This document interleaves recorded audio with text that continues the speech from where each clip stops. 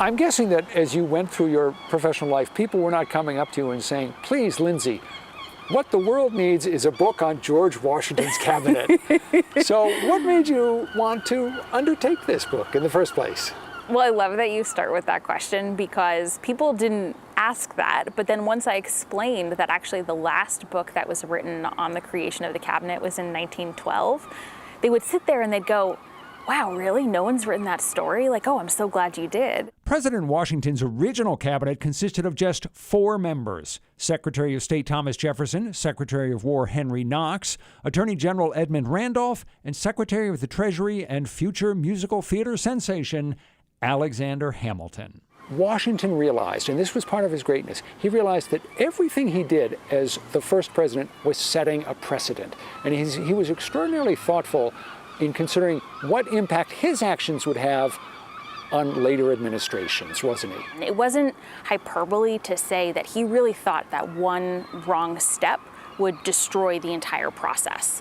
And a lot of people actually agreed with him because the country had already had a government that failed. The Confederation failed. So this was the government's second chance, and most governments don't get second chances. What we may not realize now is how absolutely tiny the United States government was at the time. You think of the Department of Justice, the Department of State, now thousands and thousands of employees.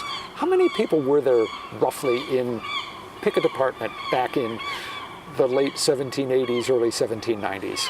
Well, the largest was the Treasury Department, and Alexander Hamilton had just a couple of clerks, but then he did oversee all of the customs officers that were in the different ports. So we're talking like maybe 50 people in the Treasury Department. But around Hamilton himself, headquarters, like in effect, three or four yeah, for the U.S. Department of the Treasury. Yeah, it's astronomical because the departments, even though they were small, they still had pretty extraordinary power and were dealing with these huge issues. Like, how do you rescue an economy after the Revolutionary War? And it's down to 3 people to figure that out. You might think politicians today are bitterly divided, and they are. Nothing new about that.